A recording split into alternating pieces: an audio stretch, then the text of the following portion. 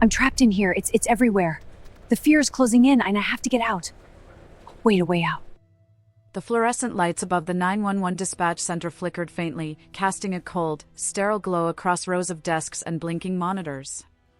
The steady hum of computers and the low murmur of voices filled the air, punctuated by the occasional sharp ring of a phone. It was just past 7:45 in the evening, and for Angela Reed, it felt like any other routine shift. Calls streamed in and out, traffic accidents, false alarms, medical emergencies, but nothing out of the ordinary. Until the call came that would shatter the illusion of normalcy. Her headset clicked alive, and a small, breathless voice whispered through the line. "Help, please, there's something in my closet." Angela's brow furrowed. She adjusted the microphone closer, speaking softly but firmly. 911, what's your emergency? Can you tell me your name? A pause. The voice, barely more than a whisper, responded, "I'm Lily. Please, it's in my closet.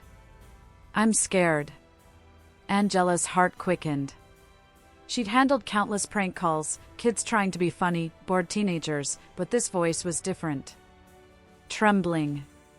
Terrified. Real. "Lily, where are you right now? Can you tell me your address?" The line was silent for a moment, then the faintest crackle of a street name. 395 Maple Street, Lily whispered. Angela's fingers flew across her keyboard, pulling up the address. Maple Street was a quiet neighborhood on the city's outskirts, tree-lined but shadowed by older homes and narrow alleys. The kind of place where a child could easily get lost or trapped. "Lily, listen carefully. I'm sending help to your location. I want you to stay very quiet and don't move from where you are. Can you do that for me?" "I'm hiding behind the door, but I think he's still there," Lily said, her voice trembling. Angela's eyes scanned the monitors, her gaze flicking to the GPS tracker showing the closest patrol units. One officer, Daniels, was less than 2 minutes away. "Officer Daniels, this is dispatch. We have a possible domestic disturbance and child in danger at 395 Maple Street. Proceed with caution.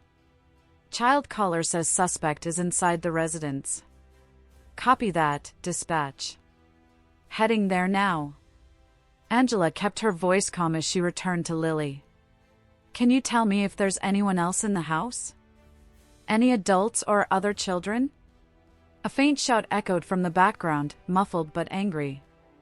"Yes, my mom and dad, but dad's mad and yelling." Angela's stomach clenched. The scene was unfolding with terrifying clarity, a scared child hiding from an angry parent.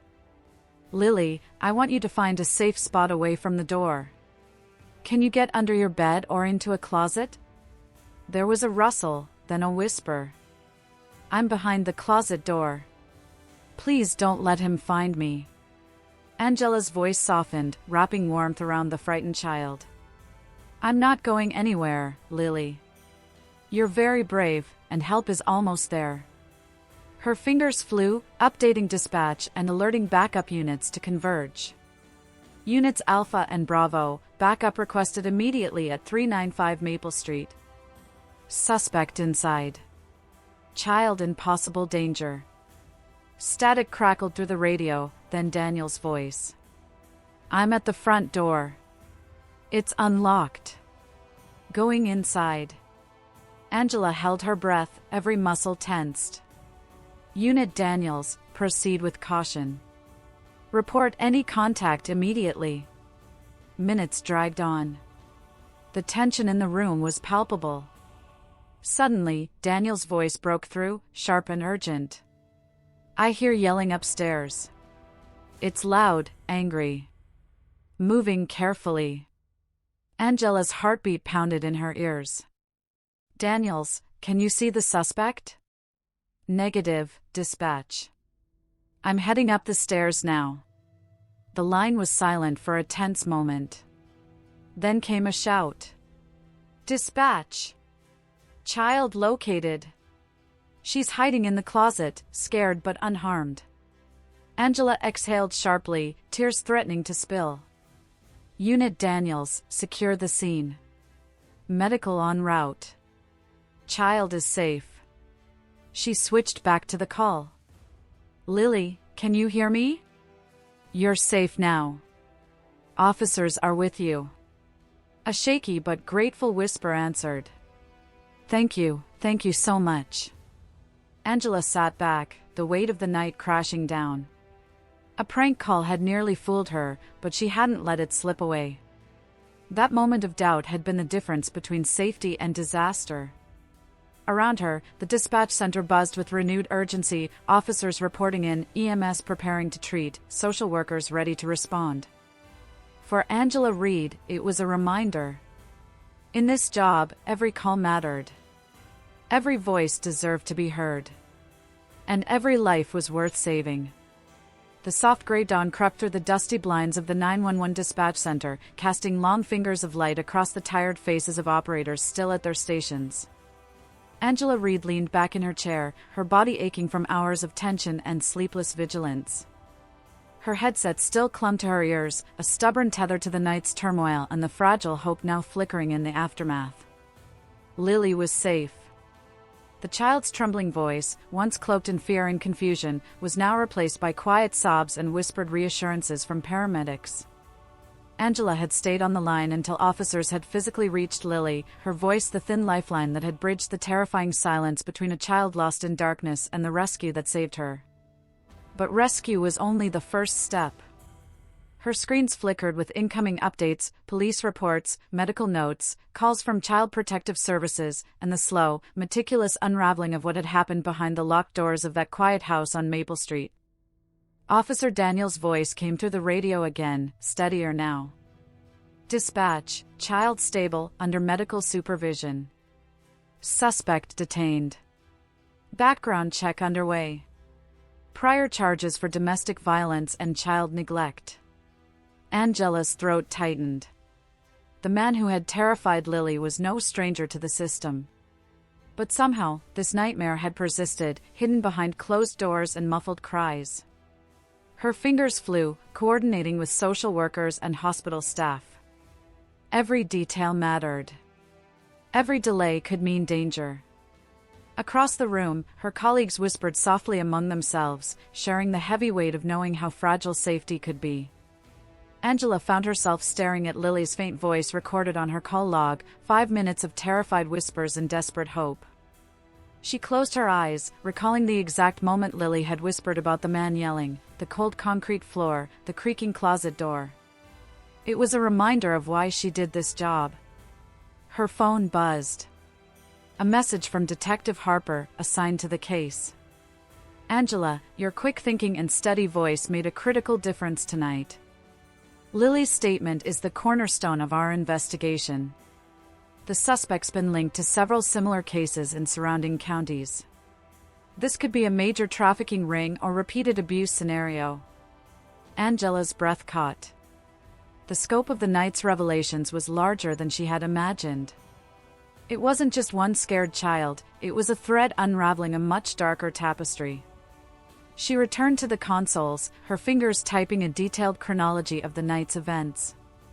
The initial prank call that had nearly fooled her, the hesitant whispers of a terrified child, the rapid mobilization of officers, the tense negotiation, and finally, the rescue. The dispatch center had been a silent battlefield, every call a pulse point in the fight to save a life. But the battle was far from over. Outside, the city had begun to awaken, unaware of the horrors hiding in its shadows. But Angela knew there were many more children like Lily, voiceless, trapped, waiting for someone to hear their silent plea. Her headset beeped with the next incoming call. Routine at first, a medical emergency. But Angela's focus was razor sharp. Every call could be the next Lily. She inhaled deeply, steadying herself for the unrelenting pace. Across the room, Mike approached, his voice low but serious. We need to review protocols. That prank call nearly threw us off. We have to train everyone to catch those subtle clues. Angela nodded. We did good, but we can't afford even a second of doubt next time. Her gaze drifted to the screens again. Minutes later, a junior dispatcher looked up from her station, eyes wide. "Angela, I think I just got a call. It sounds like another child." Angela moved swiftly, joining the young operator, her voice calm but urgent. "Let's hear it. Every whisper counts." The call came through, soft, trembling, scared. Angela's heart clenched. The night's work was just beginning. Behind the scenes. In the following days, Angela's role extended far beyond dispatching. She met with detectives and social workers, providing insights into the calls that had saved Lily. The recording of Lily's voice, the precise notes Angela had taken, became vital evidence in court. Yet the emotional toll was heavy. The dispatcher who spent hours listening to cries for help often carried invisible scars. Angela found herself replaying those calls in her mind during quiet moments, wishing she could do more, fearing what she couldn't save. Still, she pressed forward, driven by the knowledge that her voice had been the one thing Lily clung to when the darkness closed in. Her team gathered for debriefings and counseling, learning from the night's lessons, vowing never to underestimate the power of a whisper or a coded plea. Reflection. One evening, as Angela prepared for another shift, she stared out her apartment window at the city lights, each one a story, a hope, a cry waiting to be heard. Her phone buzzed, a message from Lily's foster mother. "Thank you." Lily's beginning to smile again. Angela smiled, tears welling. She knew the fight would never end, but every saved life was a victory, a beacon in the darkness. And she would keep listening.